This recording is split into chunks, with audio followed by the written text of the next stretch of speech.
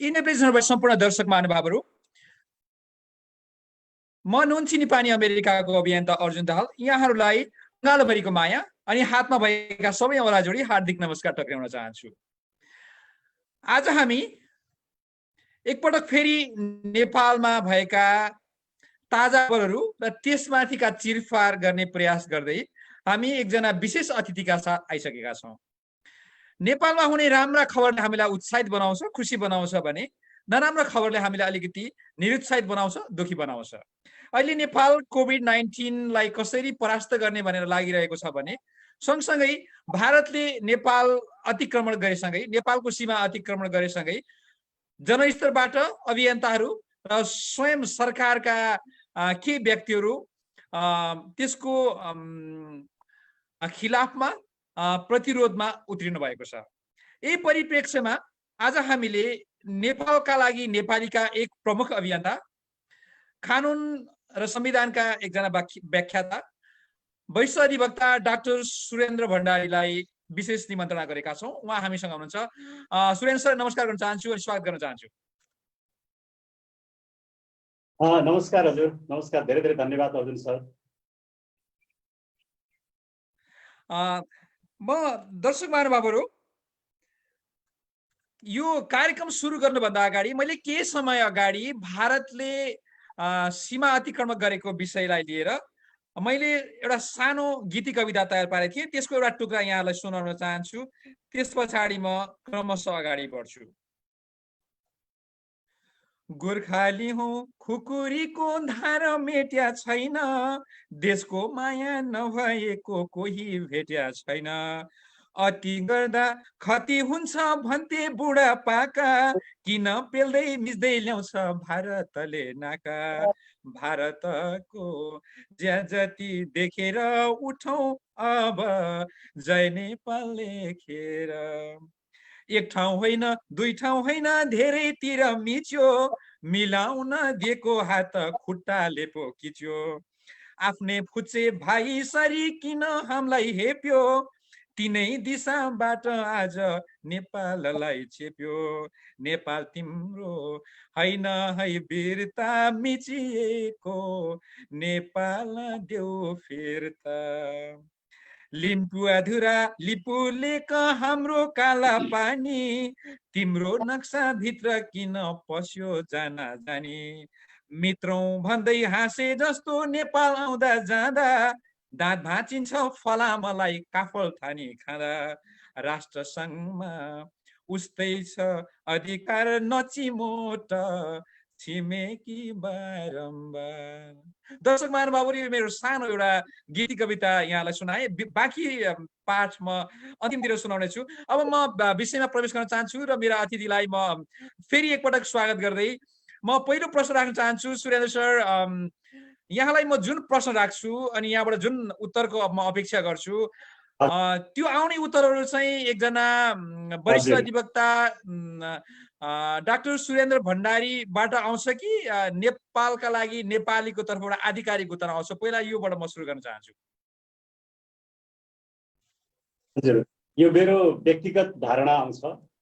यदि मैले नेपालका लागि नेपालीको धारणा राख्नु पर्यो भने म त्यो विषयमा यो नेपालका लागि नेपालीको धारणा हो भनेर म भन्ने नै छु। तर समग्रतम यो कार्यक्रममा आउने धारणा मेरो निजी धारणा। धन्यवाद डाक्टर साहब। अर्को एउटा अलि फरक खालको कुरा मलाई सोध्न मन लागेको, नेपालमा अहिले झन्डै 2/3 सरकार छ। थुप्रै मान्छेहरूले मत दिएर, करिब 2/3 मान्छेले मत दिएर त्यहाँ बनेको यो सरकार छ। त्यो सरकारलाई त अनविश्वास गर्ने सिचुएसन छ अहिले भनेदेखि अहिले अभियन्ताका रूपमा आउनुभएका अभियन्ताहरू जो हुनुहुन्छ, अभियानमा आउनुभएका अभियन्ताहरू हुन्छ, उहाँहरूलाई कसरी विश्वास गर्ने अनि सर्वसाधारण जनता किन पछि लाग्ने लाग्छ?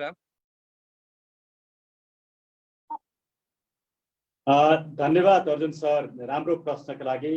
लोकतन्त्रमा, डेमोक्रेसीमा निर्वाचित सरकारको लाई हटाउने या निर्वाचित सरकारलाई डिस्क्रेडिट गर्ने काम नागरिकले गर्न हुँदैन। तर जब निर्वाचित सरकार स्वयं आफै निरङ्कुश हुन थाल्दछ, त्यो संविधान भन्दा बाहिर जान थाल्दछ, त्यसले कानुनको शासनलाई मिच्दछ। अर्थात् मूलतः त्यसले त्यस्तो किसिमको सरकारले संविधान र कानुनलाई मिचेर भ्रष्टाचारमा लिप्त हुन्छ, भ्रष्टाचारको संरक्षण गर्दछ, राष्ट्रियता बचाउन सक्दैन र राजनीतिलाई व्यापारीकरण गर्दछ भने यी तीनटा कन्डिसनमा जहिले पनि संविधानले नागरिकलाई राइट टु डिसओबिडियन्स अर्थात् शान्तिपूर्ण रूपमा सरकारको विरोध गर्ने र अवज्ञा गर्ने अधिकार दिएको हुन्छ। राइट टु डिसेन्ट सधैँ प्रयोग गर्न पाइन्छ। राइट टु डिसेन्टले सरकारलाई सचेत गराउने, सरकारलाई दबाब दिने काम गर्दछ भने राइट टु डिसओबिडियन्सले चाहिँ आवश्यक पर्दाखेरि निर्वाचित सरकारलाई पनि फालेर नागरिकहरूले आफ्नो सरकार स्थापित गर्न पाउँदछन्। यी अधिकारहरू चाहिँ संवैधानिक रूपमा स्वीकार गरिएका अधिकार हुन्। हतपत राइट टु डिसओबिडियन्स प्रयोग गर्न हुँदैन।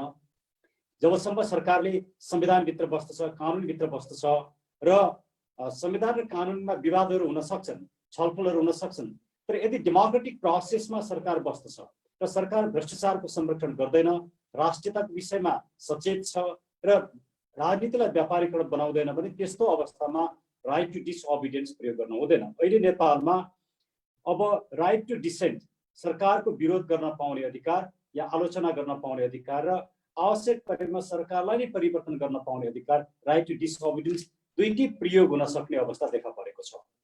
त्यसैले यो नागरिकहरूको कारणले होइन, अभियन्ताको कारणले होइन कि सरकारको कारणले गर्दाखेरि, सरकारका गतिविधिको कारणले गर्दाखेरि नागरिकहरू आफैले मत दिएको, आफैले मत दिएर लगभग 2/3 सरकार स्थापना गरेको। यहाँहरूलाई विदितै होला, नत्र म जानकारी गराउँ कि नेपालमा स्थायी सरकार चाहिन्छ भनेर सुरुदेखि वकालत गर्ने धेरै व्यक्तिहरू मध्येको एकजना म पनि हुँ र हाम्रा थुप्रै अभियन्ता साथीहरू यसभित्र पर्नुहुन्छ। त्यसैले हामी सरकारलाई अस्थिर बनाउनको लागि होइन कि यो सरकारले डेलिभरी गर्न नसकेको, मुलुकै बचाउन नसकेको, अहिले त लिपुलेक कालापानीको हामीले जुन इस्यु हेरिरहेछौँ, लिम्पियाधुराको इस्यु हेरिरहेछौँ, यो अवस्थामा यो सरकारलाई विरोध गर्ने मात्रै होइन, सचेत गराउने मात्रै होइन कि आवश्यक परे सरकारको विकल्प पनि खोज्नुपर्छ भनेर हामीले अभियान सुरु गरेका हौँ।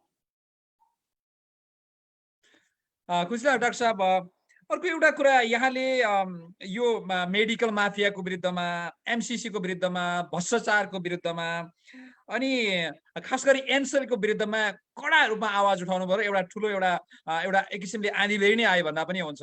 अहिले यो सीमा विवादको बारेमा चाहिँ यहाँहरू फेरि डटेर लाग्नु भएको छ। त्यो सीमा विवादमा भएका खास तथ्यहरू, यहाँले सङ्कलन गरेका तथ्यहरू चाहिँ के छन्? अलिकति त्यो मेरा दर्शकहरूले बुझ्ने गरी राखिदिनुहोस् न डाक्टर साहब, त्यसबाट हामी अगाडि बढौँ। हस् हजुर।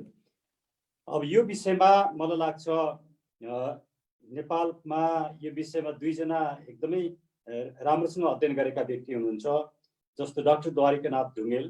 सायद हजुरहरूले आफ्नो प्रोग्राममा उहाँलाई ल्याउनको लागि पनि म अनुरोध गर्छु। उहाँले सबै तथ्यगत रूपमा यो विषयमा जानकारी गराउनुहुन्छ।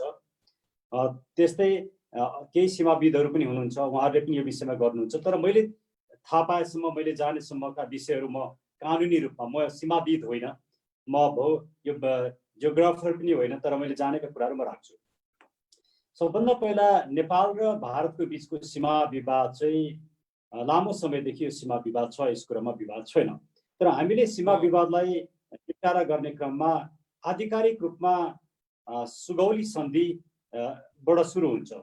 सुगौली सन्धि 1815 डिसेम्बर 2 1815 मा सुगौली सन्धिमा हस्ताक्षर हुन्छ।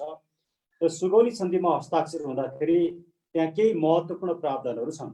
त्यसमध्येको एउटा प्रावधान के हो भने मेची नदी पूर्व टिस्टासम्मको भूभाग नेपालले छोड्ने, अर्को चाहिँ काली पश्चिमका भूभागहरू, ती राज्यहरू, ती देशहरू र त्यहाँ भएका नागरिकहरूको विषयमा नेपालले दाबी नगर्ने। त्यसको भाषा, त्यसको भाषा हेर्दाखेरि म वास्तवमा यहाँ त्यो ट्रिटीको आर्टिकल 5 म अलिकति पढेरै पनि सुनाउन चाहन्छु, जसले गर्दाखेरि सबैलाई एउटा मद्दत नै गर्छ। त्यसको आर्टिकल 5 ले के भन्छ भने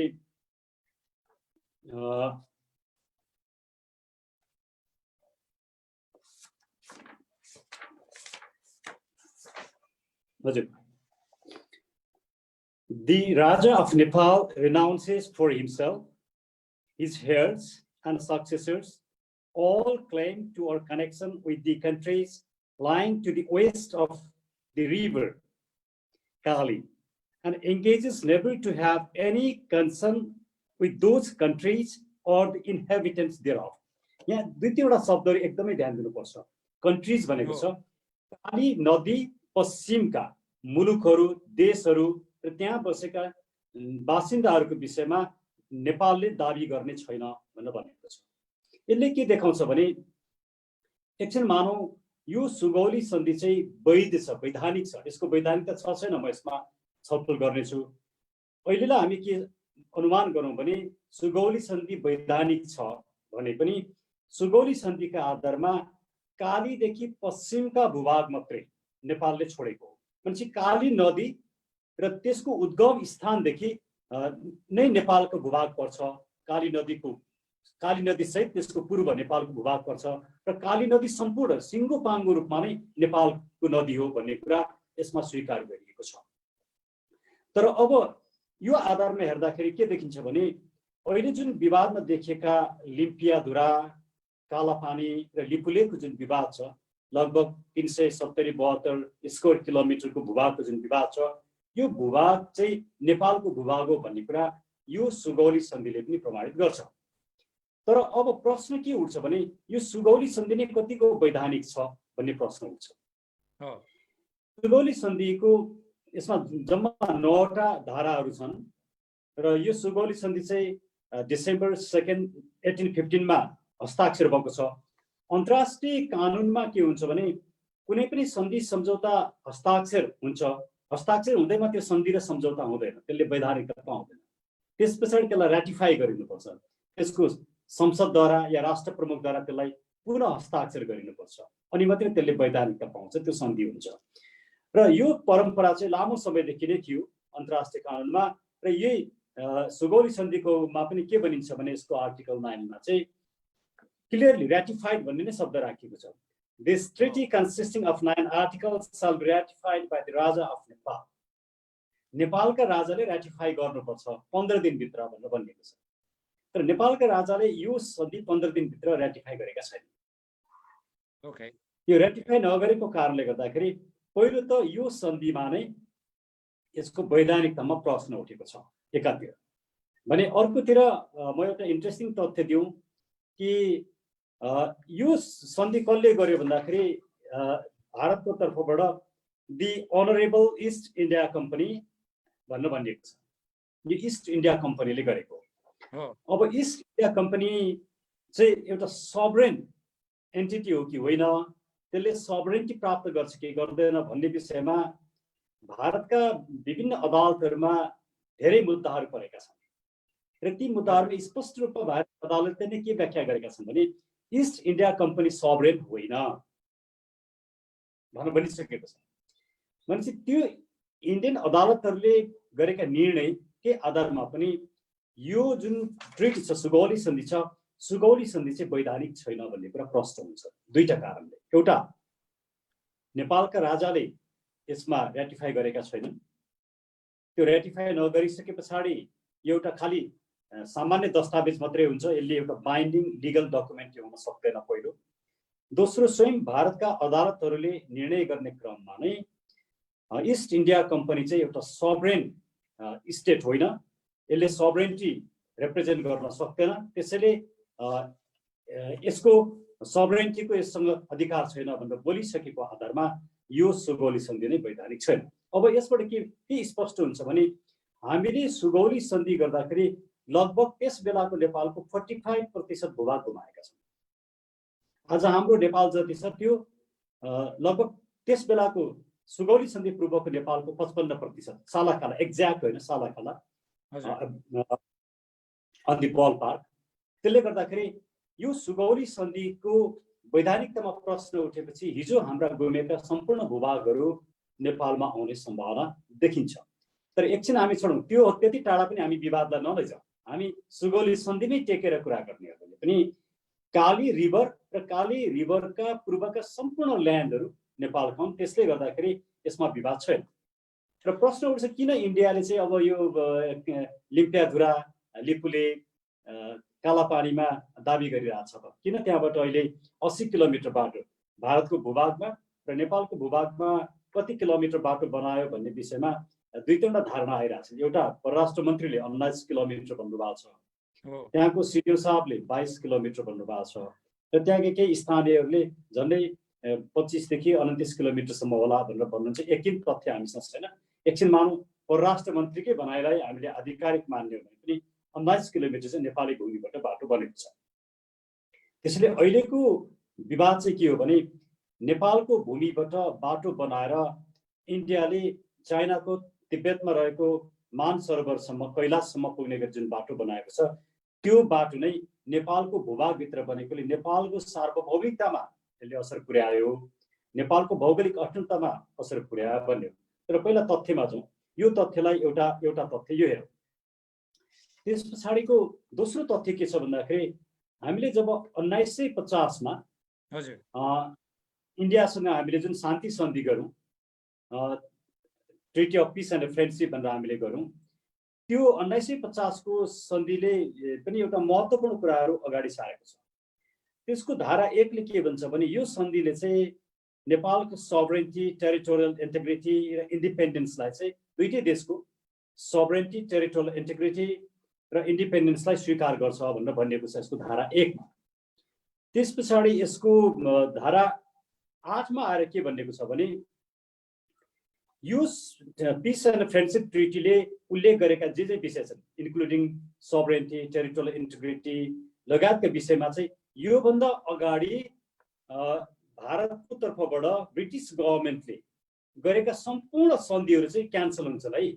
this treaty cancels all previous treaties, agreement and arrangements into on behalf of India between the British government and the government of Nepal भनेर क्लियर गरेको छ।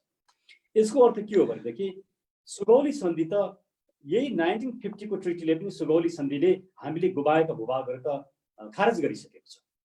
अब यो कन्डिसनमा हजुरले यहाँ बोल्दा बोल्दै म अलिकति जोड्न चाहे, यी आदि आधारहरू हामीसँग छन् हुँदाहुँदै अब अहिले नेपालमा चाहिँ के भइरहेको छ भने आन्दोलनहरू गर्ने, नारा जुलुसहरू गर्ने, त्यसले सरकारलाई दबाब दिन त कोसिस गर्ला। त्यसको ठाउँमा अब यहाँ आफै अन्तर्राष्ट्रिय अब कानुनको पनि एक किसिमले विद्यार्थी पनि भनौँ, पढ्ने पढाउने आदि सबै कुरा रहँदाखेरि हामीले यसलाई अन्तर्राष्ट्रिय अदालतमा लाने विषय जुन अहिले चर्चामा एक किसिमले आइरहेको छ, त्यसको कस्तो स्थिति देख्नुहुन्छ? त्यसमा हामी कतिको त्यो पुर्याउनका लागि हामीसँग तथ्यहरू अहिले यहाँले राखेका केही तथ्य प्रमाणहरू सहित अरू थप तथ्यहरू कति छन्, त्यो लानु उपयुक्त हुन्छ हुँदैन, के लाग्छ यहाँलाई डाक्टर साहब? हजुर, अब अन्तर्राष्ट्रियकरण गर्ने भनेको चाहिँ यसका 3टा पक्ष हुन्छ। अन्तर्राष्ट्रियकरण भनेको एउटा अन्तर्राष्ट्रियकरण भने चाहिँ दुईटा देशहरूले आफ्ना बिचमा भएको विवादको विषयमा नेगोसिएसन गर्ने, कन्सिलिएसन गर्ने, फेसिलिटेसन गर्ने, अर्थात् त्यो विवाद समाधान गर्न दुईटा मुलुकहरू आफै आफ्नो सक्रियतामा लागेर विवादको समाधान गर्ने एउटा अन्तर्राष्ट्रियकरण भनेको थियो। अहिलेसम्म यो विवाद खास गरिकन 2019 को नोभेम्बरको 2-3 तारिकतिर मलाई लाग्छ कि भारतले आफ्नो नयाँ नक्सा जारी गरेर त्यो नयाँ नक्सामा लिपुलेख, लिम्फिया, धुरा र कालापानीलाई पनि समावेश गरेको विषय उठिसके पछाडि त्यस पछाडि नेपाल सरकारले तत्कालै भारतसँग वार्ता गर्नु पर्थ्यो, एउटा नेगोसिएसन टिम बनाउनु पर्थ्यो। त्यो केही पनि गरेन, द्विपक्षीय वार्ता गरेन। त्यसैले त्यो बेलादेखि अहिलेसम्म पनि नेपाल सरकार चाहिँ चुकेको अवस्था छ एकातिर। हजुर, भने अन्तर्राष्ट्रियकरणका मैले 3टा कुरा भने, पहिलो द्विपक्षीय वार्ता जहाँ नेपाल सरकार चुकेको अवस्था छ, तर अझै गर्न सकिन्छ। यो द्विपक्षीय वार्ता गर्नको लागि हामीसँग समय छ, त्यसमा केही पनि अझै पनि केही समस्या छैन। दोस्रो भनेको चाहिँ यसलाई इन्टरनेसनल फोरम, खास गरिकन संयुक्त राष्ट्र सङ्घको सुरक्षा परिषद, सेक्युरिटी काउन्सिल र साधारण सभा, जनरल एसेम्ब्लीमा यो विषयलाई उठाउने दोस्रो अन्तर्राष्ट्रियकरण त्यो। नेपालले यो पनि गरेको छैन, सुरक्षा परिषदमा पनि यो विषय उठाएको छैन र साधारण सभामा पनि यो विषय उठाएको छैन। यो हाम्रो लागि ज्यादै महत्त्वपूर्ण र सहयोगी हुन्थ्यो, यो काम पनि भएको छैन। तेस्रो भनेको यो विवादलाई अन्तर्राष्ट्रिय अदालतमा, इन्टरनेसनल कोर्ट अफ जस्टिसमा लिएर गएर समाधान गर्ने तेस्रो। त्यसैले अन्तर्राष्ट्रियकरणका 3टा पक्ष छन्। यी 3टा पक्षमध्ये 2टा पक्ष आपसमा नेगोसिएसन गर्न सक्ने, बायल्याटरल नेगोसिएसन गर्न सक्ने र संयुक्त राष्ट्रसङ्घमा यो विषय उठाउन सक्ने कुरा सहजै गर्न सकिन्छ, यसमा धेरै समस्या छैन। तर अन्तर्राष्ट्रिय अदालतमा लाने कुरामा केही समस्याहरू छन्। अन्तर्राष्ट्रिय अदालतमा लान समस्या के छन् भने अन्तर्राष्ट्रिय अदालतमा लानका लागि खास गरिकन UN चार्टर र ICJ को स्ट्याच्युट, इन्टरनेसनल कोर्ट अफ जस्टिसको statute of the international court of जस्टिसको धारा 36 को 2 अन्तर्गत त्यसमा दुईटा अवस्था उत्पन्न हुनुपर्छ। एउटा, या त ती विवाद गर्ने मुलुकहरूले एक अर्काको जुरिस्डिक्सन, क्षेत्राधिकारलाई स्वीकार गरेको हुनुपर्छ, कम्पल्सरी जुरिस्डिक्सन भन्छ। अर्थात् हाम्रो बिचमा कुनै विवाद भयो भने त्यसलाई ICJ मा लगेर विवाद समाधान गर्ने भन्ने कुरा पहिले स्वीकार गरेको हुनुपर्छ। यो सन्दर्भमा भारतले चाहिँ कम्पल्सरी जुरिस्डिक्सन स्वीकार गरेको छ। पहिला 1974 मा गर्यो र त्यस पछाडि 2019 को अप्रिलमा आएर पनि गर्यो। तर नेपालले कम्पल्सरी जुरिस्डिक्सन स्वीकार गरेको छैन। त्यसले गर्दाखेरि नेपालले सिधै भारतको विरुद्धमा अन्तर्राष्ट्रिय अदालतमा मुद्दा हाल्न सक्ने अवस्था छैन, एउटा। दोस्रो, भारतसँग नेगोसिएसन गरेर द्विपक्षीय वार्ताबाट समस्या समाधान भएन भने अन्तर्राष्ट्रिय अदालतमा जाउँ भनेर नेपाल र भारत दुईटै सहमत भयो भने त्यो विषय फेरि अन्तर्राष्ट्रिय अदालतमा लान सकिन्छ विथ कन्सेन्ट। त्यसलाई special agreement yeah with consent भनेर भनिन्छ। भारतको पनि सहमति र नेपालको पनि सहमति भइसके पछाडि यो विषय अन्तर्राष्ट्रिय अदालतमा पुग्छ। तर यो विषय अन्तर्राष्ट्रिय अदालतमा पुर्याउनको लागि नेपालले नेगोसिएसन नै सुरु गरेको छैन, त्यसले यो विषय अहिले अन्तर्राष्ट्रिय अदालतमा पुग्दैन। अब थुप्रै नागरिकहरूको, मित्रहरूको सवाल के हुन सक्छ भने होइन, तपाईहरु पनि कानुन व्यवसायी हो, तपाईहरु आफैले अन्तर्राष्ट्रिय अदालतमा लिएर गए हुन्छ नि भन्ने प्रश्न हुन सक्छ। ओहो, म त्यही प्रश्न लाग्यो। हजुर हजुर, एउटाको विरुद्धमा अर्को देशका नागरिकले मुद्दा हाल्न सक्दैनन्। अर्थात् अन्तर्राष्ट्रिय अदालतमा मुद्दा हाल्नका लागि, इन्टरनेसनल कोर्ट अफ जस्टिसमा मुद्दा हाल्नका लागि एउटा देशले अर्को देशलाई मात्रै मुद्दा हाल्न सक्छ, त्यसैले नागरिकले मुद्दा हाल्न सक्दैनन्। यस अर्थमा पनि हामी नागरिकहरूले सरकारलाई हामीले दबाब दिन सक्छौँ, हामी सहयोग गर्न सक्छौँ। यो विषयमा अन्तर्राष्ट्रियकरण कसरी गर्ने भन्ने विषयमा हामीले सहयोग गर्न सक्छौँ, समस्याको समाधान कसरी गर्नुपर्छ भन्ने विषयमा सहयोग गर्न सकिन्छ। तर हामी आफैले मुद्दा लिएर अन्तर्राष्ट्रिय अदालतमा जान सकिँदैन।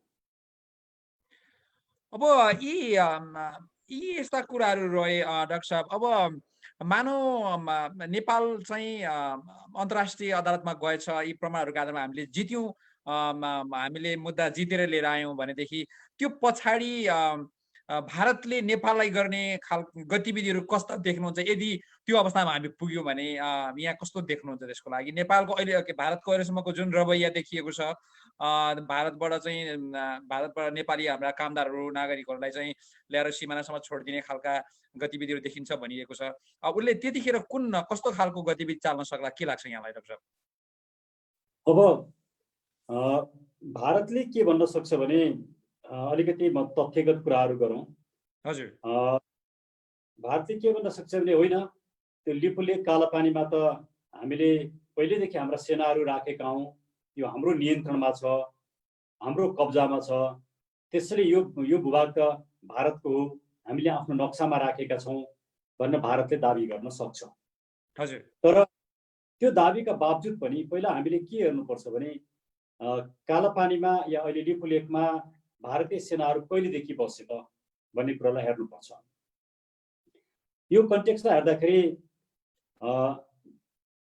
म हजुरको प्रश्नमा एकटुक जवाब, म यो अलिकति तथ्यहरूलाई राखेर मात्रै त्यो जवाबमा आउँछु, किनभने यो तथ्यहरू जरुरी मलाई लाग्छ।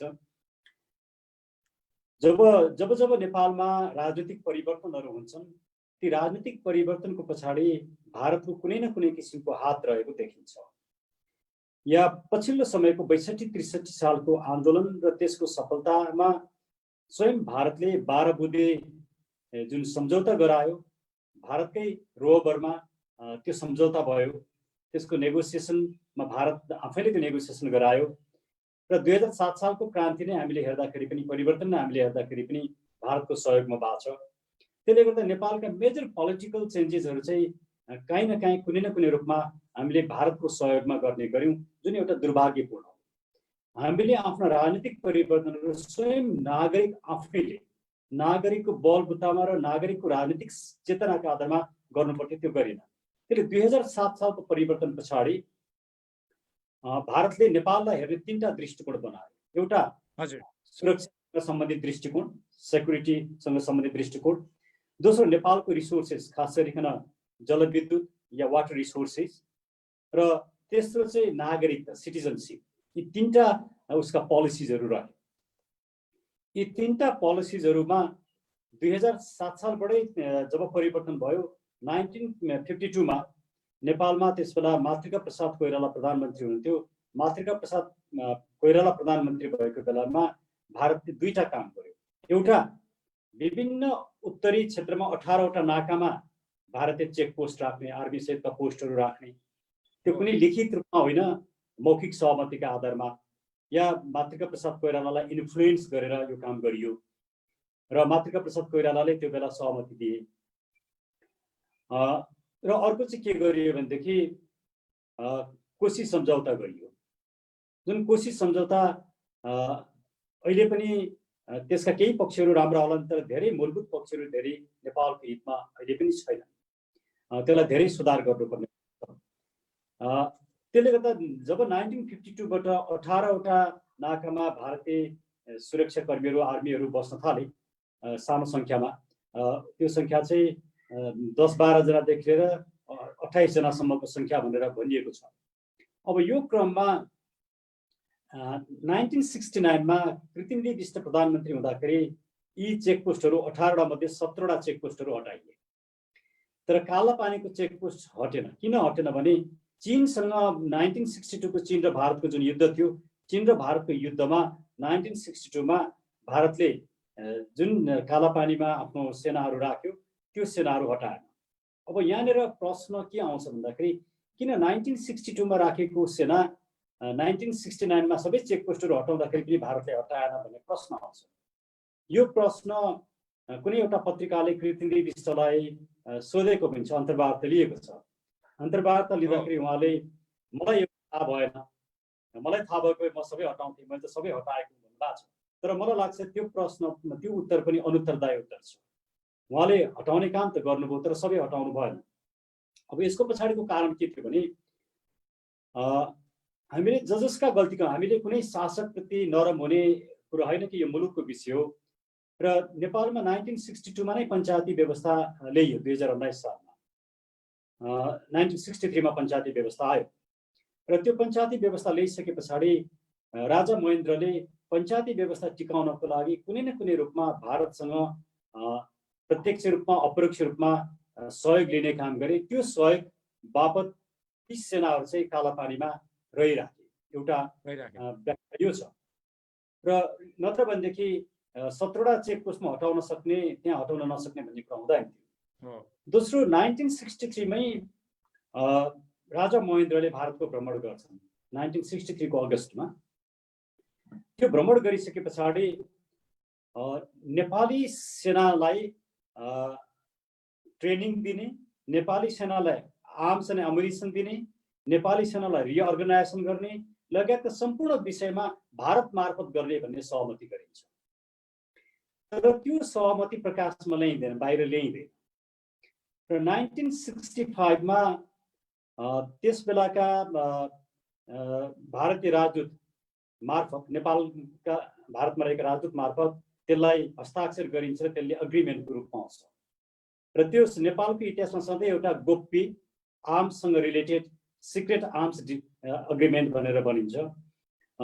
र त्यसले के कुरा स्पष्ट पार्छ, 4वटा कुराहरू राखेको छ। एउटा, नेपाली सेनालाई सम्पूर्ण हतियारहरू भारतले उपलब्ध गराउने, र ब्रिटिस र अमेरिकाबाट नेपाल सरकारले आर्म्स एन्ड एमुनिसन ल्याउनु पर्यो भने पनि भारतले दिन नसकेर या अपुग भएमा मात्रै ल्याउन पाउने, त्यो पनि त्यस किसिमको सम्झौतामा भारत बस्नुपर्ने, सम्झौताको पार्ट भारत पनि हुनुपर्ने, नेपाली सेनालाई ट्रेनिङ दिने र नेपालमा भएका पुराना हात हतियारहरू लिएर गएर नयाँ हात हतियार भारतले दिने, यस्तो किसिमको जुन सम्झौता गरियो त्यसले राजा महेन्द्र धेरै राष्ट्रवादी राजा र मुलुकमा धेरै विकास गरेका राजा भए पनि यही घटनाले 1963 को घटनाले गर्दाखेरि नेपालको सुरक्षा चाहिँ इन्डियाको हातमा सुम्पिने काम भयो जसले नेपालको सार्वभौम सत्तामाथि ठुलो प्रश्न सधैँ र अन्ततः नेपालमा राज संस्था जानु पछाडिको एउटा मुख्य कारण पनि यही भयो। राजा महेन्द्रले पञ्चायती व्यवस्था टिकाउनको लागि यो सन्धि त गर्नुभयो, तर अन्ततः यसैले उहाँहरूको लेगेसी राज संस्थालाई समाप्त पार्ने काम गरे। किनभने जब राज संस्था समाप्त पारियो त्यो बेला न त नेपाल आर्मीले राज संस्थाको सुरक्षा गर्न सक्यो, न नेपाली नागरिकहरूले नै गर्न सक्यो। मैले यो लामो भूमिका बाँध्नु पछाडिको कारण के हो भने यसरी नेपालको सार्वभौम सत्तामाथि हाम्रा आफ्नै राजनेताहरू नेताहरूले र शासकहरूले कम्प्रोमाइज गरेको एउटा अवस्था छ। तर यो 1963 को यही ट्रिटीले, यो 1965 को ट्रिटीले यो कालापानी लिपुलेख र लिम्पियाद्वारा भारतलाई दिएको भने होइन। त्यहाँ उनीहरूले जसरी जबरजस्ती रूपमा आर्मी राखे त्यो विषय नेपालसँग कुनै सम्झौता पनि गरिएको छैन, सहमति पनि गरिएको छैन। यो जबरजस्ती छ। यसलाई चाहिँ के भनिन्छ भने एक किसिमको अकुपेसन या अग्रेसन।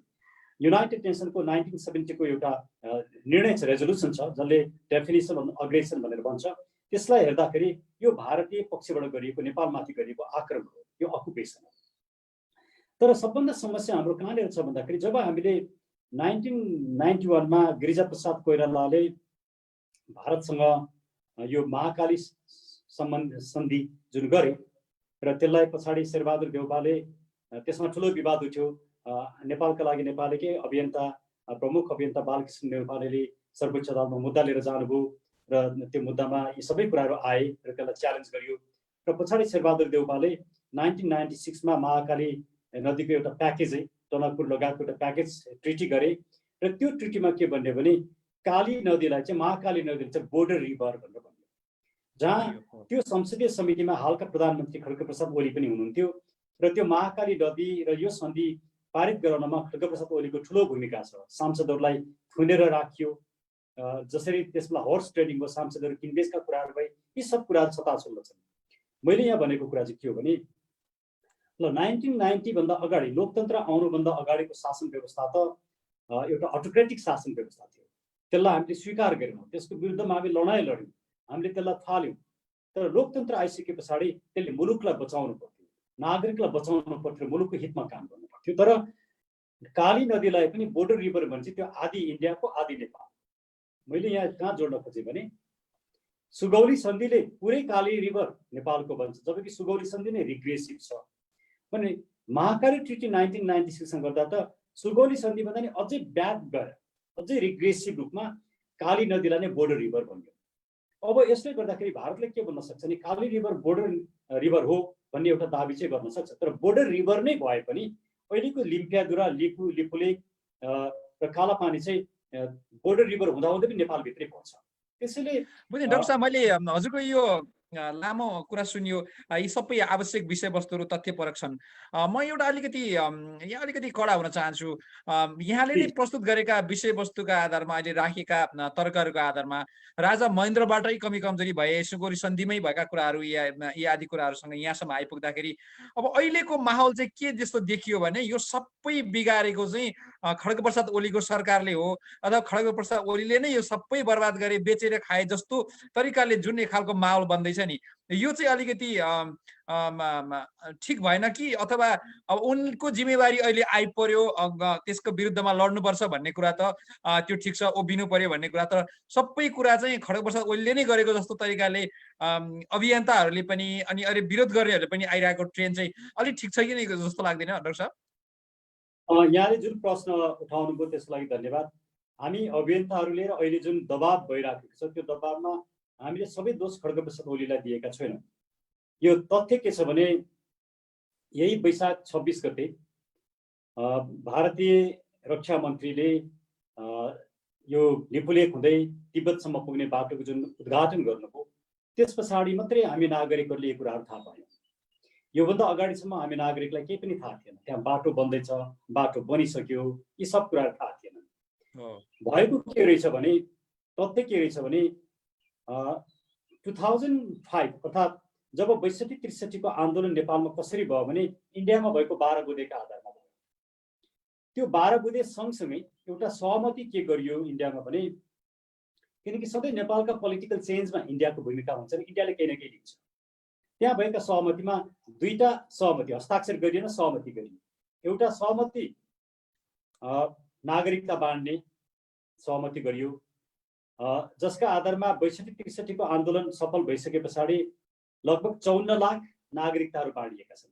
त्यसमध्ये धेरै भारतीयहरू नागरिकता लिएका छन् भने अर्को सहमति के गरियो भने यो लिपुलेख हुँदै बाटो बनाउन दिने र यी लिपुलेख, कालापानी र लिम्पियाधुराले भारतले आफ्नो कब्जा गरेमा हामी मौन बस्ने भन्ने सहमति। त्यही आधारमा भारतले 62-63 को आन्दोलनलाई साथ दियो र भारतीय क्याबिनेटले त्यही बेला 2005 मै निर्णय गर्यो। त्यही समयमा 12 बुँदे पनि त्यही समयमा बन्छ, त्यहाँ निर्णय पनि त्यही समयमा हुन्छ र उनीहरूले के भने यो 2013 भित्रमा यो बाटो बनाइसक्ने भनेर भने। तर 2013 मा बनाइसकेनन्। उनीहरूले 2008 बाट बाटो बनाउन सुरु गरे र त्यो अब यहाँ 2013 किन महत्त्वपूर्ण छ भने 2013 मा हाम्रा त्यसबेलाका प्रधानमन्त्री कामरेड पुष्पकमल दाहाल प्रचण्डले इन्डियाको भिजिट गर्नुभएको छ र इन्डियाको भिजिट गर्दाखेरि जुन द्विपक्षीय जुन एउटा मेमोरेन्डम आछ, कम्युनिके आछ, जोइन्ट कम्युनिके आछ, त्यो जोइन्ट कम्युनिकेमा के भनिएको छ भने नेपालको परराष्ट्र नीतिका सन्दर्भमा भारतीय दृष्टिकोणकै आधारमा नेपालको परराष्ट्र नीति सञ्चालन गर्ने भन्ने विषयमा घुमाउरो पारेमा त्यो कुरा लेखिएको छ। अर्थात् भारतले सधैँ के चाहन्थ्यो भन्दाखेरि नेपाललाई एउटा बफर स्टेट, अर्थात् भारतकै एक किसिमको संरक्षणमा रहने र यसको अन्तर्राष्ट्रिय पोलिसी चाहिँ भारतकै दृष्टिकोणबाट सञ्चालित हुने जुन बनाउन चाहन्थ्यो, त्यो कुरालाई राजा महेन्द्रले रेजिस्ट गरे र राजा वीरेन्द्रले के गरे भने भारतको यो पोलिसीलाई हटाउनका लागि, यसलाई चाहिँ निस्तेज पार्नका लागि जोन अफ पिसको आइडिया लिएर आए राजा वीरेन्द्रले। त्यो जोन अफ पिसको आइडिया चाहिँ भारतको जुन एउटा बफर स्टेटको जुन नेपाललाई हेर्ने दृष्टिकोण थियो। समय हामीसँग कति छ? अरू कुरा गर्न सकिन्छ, अरू 15-20 मिनट लाग्छ। त्यो जोन अफ पिसको धारणा चाहिँ किन ल्याइयो भने नेपाल चाहिँ कसैसँग डिपेन्डेन्ट हुन नपरोस्। जोन अफ पिस भइसके पछाडि कसैले हामीलाई त्यो आर्मी सपोर्ट पनि गर्नु पर्दैन, हातेहतियार पनि दिनु पर्दैन, इन्डियासँग हामी जुन डिपेन्डेन्सी थियो त्यो डिपेन्डेन्सी हटाउन सकिन्छ भनेर एउटा ब्रिलियन्ट आइडिया लिएर आएको थियो र कहिल्यै पनि भारतले त्यसलाई सपोर्ट गरेन। तर यो कन्टेक्समा लोकतन्त्र आइसके पछाडि 1990 को परिवर्तन आइसके पछाडि हामीले भारतले परिवर्तन गरिदियो, हामी सत्तामा पुग्यौँ भनेर सत्तामुखी हाम्रा नेता र दलहरू भए, तर मुलुक र नागरिक मुखी भएनन्। त्यसले गर्दाखेरि 1995 देखि नै हेर्दाखेरि या खास गरिकन 2005 मा जब यो निर्णय भयो 12 बुँदे, त्यस पछाडि हाम्रोमा लगभग 8 जना प्रधानमन्त्रीहरू हुनुहुन्छ। गिरिजाप्रसाद कोइराला जो दिवंगत भइसक्नुभयो, सुशील कोइराला जो दिवंगत भइसक्नुभयो। सुशील कोइरालाले यो विषयमा केही प्रश्नहरू उठाउनु भएको छ, त्यसैले सुशील कोइरालाको भूमिका सकारात्मक देखिन्छ। उहाँहरू 2 जना बाहेक शेरबहादुर देउबा, प्रचण्ड, पुष्पकमल दाहाल, माधव कुमार नेपाल, झलनाथ खनाल, खड्गप्रसाद ओली र डाक्टर बाबुराम भट्टराई, यी 6 जना अहिले पनि जीवित प्रधानमन्त्रीहरू हुनुहुन्छ। यो सिङ्गो दौरानमा जब 2008 देखि बाटो बनाउन सुरु गरियो र अहिले आएर त्यो बाटो कम्प्लिट भयो र नेपालको भूभागमा नै 19 किलोमिटर पर्छ भनिएको छ। यत्रो गर्दाखेरि किन नेपालका प्रधानमन्त्रीलाई थाहा भएन, नेपालको सरकारलाई थाहा भएन? अब यो प्रश्न के हो भने नेपाललाई थाहा नभएको होइन, थाहा भएको, तर उहाँहरूले यो कुरा नेपाली नागरिकहरूलाई बताउनु भयो। हामी 2टा कुरा भर्खरकै घटनालाई लिन सक्छौँ। भर्खरको घटनामा परराष्ट्र मन्त्री गेवालीजीले के भन्नुभयो भने सुरुमा, अनि मैले त्यो त सामाजिक सञ्जालबाट थाहा पाएँ, थाहै थिएन यो घटना भनेर भन्नुभयो। संसदको संसदीय समितिमा गएर के भन्नुभयो, होइन यो बाटो बनिरहेको कुरा थाहा थियो भनेर भन्नुभयो। अनि प्रधानमन्त्रीले के भन्नुभयो, मलाई त कसैले रिपोर्टिङ नै गरेन, मलाई त बाटो बनाएको कुरा थाहै थिएन भनेर प्रधानमन्त्रीले भन्नुभयो। डाक्टर साहब, अब यो देखियो अहिलेका सरकारमा बसेका मान्छेहरूमा गैर जिम्मेवारीपना अथवा यो उहाँहरूकै श्रृङ्खलाबाट यहाँसम्म आइपुगेको हुनाले सायद उहाँहरू आक्रामक हुन चाहनुहुन्न, सक्नुहुन्न। उहाँहरूका लिने दिनेका कुराहरू त्यहाँ थुप्रै होलान्, ती खुस्केलान्, चुइएलान् अथवा चुडिएलान् भनेर उहाँहरू आत्तिनु होला। यस्तो अवस्थामा अब डाक्टर साहबहरूको अब अभियान के रहन्छ? अब अस्ति बिचमा चाहिँ लकडाउनकै बिचमा पनि माइतीघर मण्डलमा गएर उभिने काम भयो, त्यसका बापत के समय पक्राउमा पनि परियो। अब नेक्स्ट के हुन्छ डाक्टर साहब? अब के गरिन्छ? यहाँहरूको आन्दोलनको स्वरूप कस्तो हुन्छ अथवा यहाँहरूको अभियान कसरी चल्छ? के गर्नुहुन्छ? हो, मैले हजुरको यो पहिलाको प्रश्नको जवाब दिएको छैन। मैले यति लामो भूमिका किन बाँधिरहेको थिएँ भने हजुर सम्पूर्ण बावजुद पनि इन्टरनेसनल कोर्ट अफ जस्टिसमा हामी गइसके पछाडि हामीले जब त्यो नेपालको पक्षमा हुने कुरा त यी डकुमेन्ट्सहरूले नै त्यो कुरा देखाउँछन्। हामीसँग नेपालको नक्सा पनि छ, लिम्पियाधुरा, लिपुलेक, कालापानी जस्तो। म एउटा घटना हजुरको प्रश्न म फेरि आउँछु, किनकि जस्तो प्रधानमन्त्री खड्गप्रसाद ओलीले केही समय अगाडि 6-7 महिना अगाडि एउटा इन्टरभ्यू दिँदा के भन्नुभयो भने हामीले स्कुलमा पढ्दाखेरि कहिले पनि लिम्पियाधुरा, लिपुलेक, कालापानी नेपालको नक्सामा पढेनौँ भनेर एउटा गैर जिम्मेवार कुरा गर्नुभयो। त्यसले गर्दा प्रधानमन्त्री खड्गप्रसाद ओलीप्रति अहिलेको जनमत अलिकति आक्रोशित भएको कुरा साँचो, तर उहाँप्रति मात्रै सबै नेता र सबै दलप्रति आक्रोशित भएको अवस्था छ, दलका नेताहरूप्रति, दलका नेताहरूप्रति। तर हामीले अन्तर्राष्ट्रिय अदालतमा गइसके पछाडि इन्टरनेसनल कोर्ट अफ जस्टिस आइसिजेको स्ट्याच्युट 94 ले के भन्छ भने अन्तर्राष्ट्रिय अदालतले गरेको निर्णय मान्नुपर्छ, त्यो बाध्यात्मक हुन्छ र त्यो यदि मान्यन भने सेक्युरिटी काउन्सिलले त्यसलाई निर्णय गरेर लागू गर्छ भनेर भनिएको छ। यस आधारमा हामीले डराउनु पर्ने आवश्यकता छैन। भारत ठुलो मुलुक हो, शक्तिशाली छ, हामी सानो हौँ, हामीले भारतलाई पेल्न सक्दैनौँ भनेर डराउनु पर्ने अवस्था छैन। अन्तर्राष्ट्रिय अदालतका निर्णयहरू अहिलेसम्म सबै लागू भएका छन्। साना साना देशहरूले पनि ठुल्ठुला देशहरूसँग मुद्दा गरेर जितेका थुप्रै उदाहरणहरू छन्। त्यसैले हजुरको पहिलाको प्रश्नमा म आएँ कि यसमा हामीले डराउनु पर्ने अवस्था छैन। जहाँसम्म मुभमेन्टको कुरा छ, हामीले यो मुभमेन्ट यसपल्टको मुभमेन्ट चाहिँ स्वतस्फूर्त रूपमा यो मुभमेन्ट उठ्यो। यो कुनै एउटा अभियान, कुनै एउटा दल भन्दाखेरि पनि सम्पूर्ण नागरिकहरू मुलुकको लागि स्वतस्फूर्त रूपमा बाहिर निस्के। लकडाउनको बेला छ, कोरोनाको यत्रो सङ्क्रमण छ, महामारी छ, त्यसका बावजुद पनि नागरिकहरू सडकमा आउने काम भयो।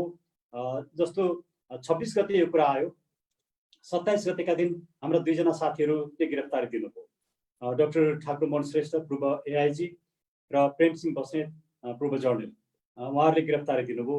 उहाँहरूलाई गिरफ्तार गर्यो। गिरफ्तारी दिनुभन्दा पनि उहाँहरूले बाहिर निस्केर यो कुराको विरोध गर्नुभयो, उहाँहरूलाई गिरफ्तार गर्यो। दोस्रो दिन हामी 5 जना वरिष्ठ अधिवक्ताहरू माइतीघर मण्डलमा हामी उभिने हाम्रो कार्यक्रम थियो।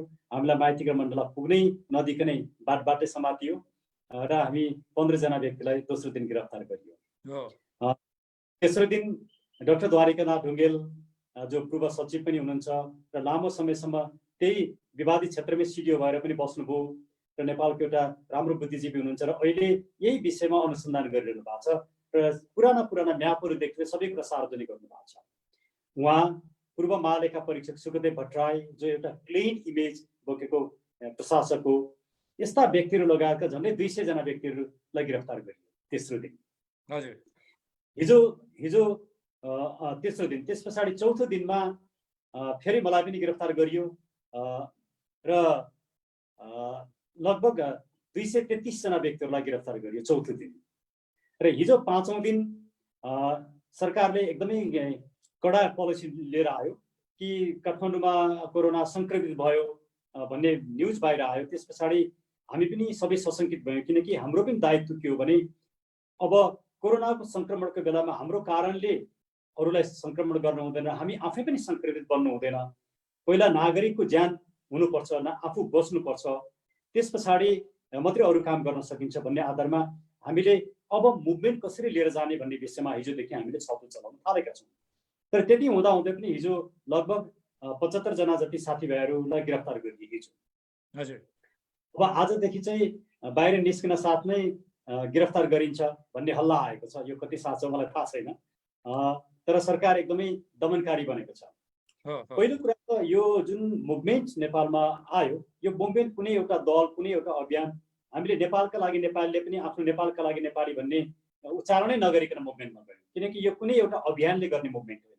यो सम्पूर्ण अभियानहरू एक ठाउँमा आउनुपर्छ, सम्पूर्ण नागरिक आउनुपर्छ, आफ्नो दल विचार र आस्थाभन्दा माथि उठेर हामी नागरिक भएर यो मुभमेन्टमा आउनुपर्छ भन्ने जुन भावना हामीले लिएर गयौँ, हामी सबैले यो कुरालाई स्वीकार गऱ्यौँ र एउटा राम्रो किसिमको मुभमेन्ट उठ्यो। तर सँगसँगै डर के भयो भने साँच्चै यसले कोरोना सङ्क्रमित हुने हो कि, हामी आफै त्यो कारणले सङ्क्रमित हुने र हाम्रो कारणले अरू सङ्क्रमित हुने हो कि भनेर अब हामी मुभमेन्टको रूप परिवर्तन गर्दैछौँ। त्यो विषयमा हामी छलफल गरिरहेका छौँ। मुभमेन्ट रोकिँदैन, तर मुभमेन्टका स्वरूपहरू पनि अब परिवर्तन हुन्छन्। कसरी परिवर्तन गर्ने भन्ने विषयमा हामी छलफलमा छौँ। हामी छलफल भन्ने बित्तिकै डाक्टर साहब यहाँहरूको सर्टेन त्यो नेपालका नेपाली भित्रको कुरा गर्दै हुनुहुन्छ कि अब अरू जस्तो अब हाम्रो स्वागत नेपालदेखि ज्ञानेन्द्रजीदेखि अरू जो जति हुनुहुन्छ उहाँहरू सबैलाई छलफल हुँदैछ भन्न खोज्नु भएको? हामी धेरैसँग छलफल गर्दैछौँ। हामी कतिपय राजनीतिक दलहरूसँग पनि छलफल गर्दैछौँ, विभिन्न अभियान र अभियन्ताहरूसँग पनि छलफल गर्दैछौँ। किनकि यो विषय भनेको कुनै एउटा अभियानको मात्रै विषय होइन, नेपालका लागि नेपालीको मात्रै पनि होइन, अरू कुनै अभियानको मात्रै पनि होइन। त्यसैले हामीले यसलाई एउटा अभियान, एउटा दलभित्र राख्ने भन्दा पनि सिङ्गो नेपालीको एउटा अभियान बनाउनुपर्छ, एउटा मुभमेन्ट बनाउनुपर्छ भनेर हामी जति सक्ने धेरै साथीभाइहरूसँग छलफल गरिरहेको छौँ। हिजो मैले आफ्नो फेसबुकमा पनि मैले राखेँ, मैले 6वटा प्रश्नहरू राखेँ यो विषयमा छलफल गरौँ भनेर। थुप्रै महत्त्वपूर्ण सुझावहरू आएका छन् र यहाँकै कार्यक्रमबाट म त्यो सुझाव दिनुहुने सम्पूर्ण मित्रहरूलाई धन्यवाद पनि दिन चाहन्छु। डाक्टर साहब, एउटा यहाँ क्वेसन आएको छ। डाक्टर मधुमाधरी श्रेष्ठले एउटा प्रश्न गर्नु भएको छ, सायद यो प्रश्नको उत्तर आइसकेको छ। नेपाल सरकारले सीमा समस्या समाधानमा माखु नमार्ने अवस्थामा अन्तर्राष्ट्रिय दबाब दिन के कस्ता कदमहरू चार्नु पर्ला भनेर एउटा डाक्टर मधुमाधरी श्रेष्ठले पठाउनु भएको प्रश्न छ। यसलाई के उत्तर दिनुहुन्छ डाक्टर साहब? धन्यवाद डाक्टर साहब। 4-5वटा काम गर्नुपर्छ। सबभन्दा पहिला नेपाल सरकारले विशेषज्ञहरूको एउटा टिम बनाउनुपर्छ। त्यो विशेषज्ञहरूमा चाहिँ सीमाविदहरू हुनुपर्छ, भूगोलविदहरू हुनुपर्छ, डिप्लोम्याटहरू हुनुपर्छ, अन्तर्राष्ट्रिय कानुनका विदहरू हुनुपर्छ र यसरी एउटा ठुलो विज्ञहरूको एउटा टिम बनाउनुपर्छ र त्यसले यो विषयमा राम्रोसँग अध्ययन गर्नुपर्छ पहिला। दोस्रो, नेपाल सरकारले भारतसँग नेगोसिएसन गर्नका लागि यो विषयमा हामी तपाईँसँग नेगोसिएसन गर्न चाहन्छौँ र हामीले नेगोसिएसन टिम बनाएका छौँ भनेर तत्कालै पत्र लेख्नुपर्छ। त्यो डिप्लोमेटिक नोट लेखेर पुग्दैन र नेगोसिएसन टिम बनाउनुपर्छ। दोस्रो, त्यो पनि नेपाल सरकारले गरेको छैन। तेस्रो, नेपाल सरकारका प्रधानमन्त्रीले आफै पनि भारतीय प्रधानमन्त्रीसँग कुरा गर्नुपर्छ, अर्थात् उनको आफ्नो हाई लेभलको एउटा दूत बनाएर त्यो दूत मार्फत पनि कुरा गर्न सकिन्छ। पहिले प्लेन छैन, जान नसके पनि विभिन्न किसिमले कुरा गर्न सकिन्छ, त्यो काम पनि गरिएको छैन। तेस्रो, चौथो, यो विषयमा भारतीय सरकारलाई नेगोसिएसन गर्नको लागि पत्र लेखिए पछाडि त्यो विषय चाहिँ सुरक्षा परिषद र साधारण सभामा पेश गरिनुपर्छ, त्यो पनि गरिएको छैन। चौथो। पाँचौँ, भारतसँग नेगोसिएसन गरिसके पछाडि समस्याको समाधान भएन भने या त आर्बिट्रेसनमा जान सकिन्छ या त अन्तर्राष्ट्रिय अदालतमा जान सकिन्छ, त्यो प्रयास गर्नुपर्छ, त्यो पनि भएको छैन। त्यसैले अहिले नेपाल सरकारले गरेको काम चाहिँ नागरिकको आँखामा धुलो छर्ने काम मात्रै गरिराखेको छ। त्यसैले यो काम पर्याप्त छैन भनेर नै हामीले दबाब दिएका हौँ। यसपल्टको दबाब भनेको सरकार विरोधी दबाब होइन, सरकारलाई साथ दिनका लागि गरिएको दबाब हो। मुलुकलाई हामी सबै सरकार र नागरिक मिलेर मुलुक बचाउँ भन्न गरिएको दबाब हो। ठिक छ डाक्टर साहब, अब लगभग हामी अन्तिमतिर आएका छौँ। यहाँहरूको आन्दोलनमा हामी पनि हाम्रो ठाउँबाट नेपालको सीमा मेचिनु हुँदैन, हाम्रो जमिन हामीले प्रयोग गर्न पाउनुपर्छ भनेर हामी हाम्रो ठाउँबाट दबाब दिइरहेका छौँ। तर हाम्रो यो फेसबुकको दबाब, सामान्य बाहिरबाट बोलेका दबाबहरू कति प्रभावकारी हुन्छन्? यहाँहरू त आन्दोलनमै उत्रिनु भएको छ, आवश्यकता पर्यो भने सीमासम्म पुगेर पनि आन्दोलन गर्ने तयारीमा सुनिरहेका छौँ हामीले। यी आदि चलिरहँदाखेरि एउटा यहाँ प्रश्न एकजना दर्शकले मलाई पठाउनु भएको छ, केशव दाहालले पठाउनु भएको छ। सायद यहाँलाई लक्षित गरेर उहाँले प्रश्न गरेको हुनसक्छ। राजाको पालामा चाहिँ जति चाहिँ सीमामा विवादहरू आए, राजाहरू चाहिँ किन यसरी शून्य भएर बसे? अनि अहिले गणतन्त्रमा आएपछि यो गणतन्त्रलाई फसाउनुको लागि अलि पार्टीहरूमाथि बढी आकर्षित हुन खोजेर राजाको कमी कमजोरीहरूलाई चाहिँ अझै पनि ढाकछोप गर्न खोज्नु भएको हो कि डाक्टर साहबले भन्ने खालको आशयबाट प्रश्न आएको छ। कसरी उत्तर दिनुहुन्छ डाक्टर साहब? निश्चित रूपमा होइन, किनकि मैले राजा महेन्द्रको जसरी आलोचना गरेँ यसरी धेरै कम मानिसहरूले मात्रै आलोचना गर्छन्। हजुर, हामीले राम्रा र नराम्रो दुवै पक्षलाई हेर्नुपर्छ। एउटा कुरा म यहाँहरूलाई के राख्दिउँ भने सबै शासकहरूका कमी कमजोरी छन्, तर 24वटा जिल्लामा जुन अझ हाम्रो सीमा समस्या देखिएको छ, यो सीमा समस्या खास गरिकन 1990 पछाडि नै भयो।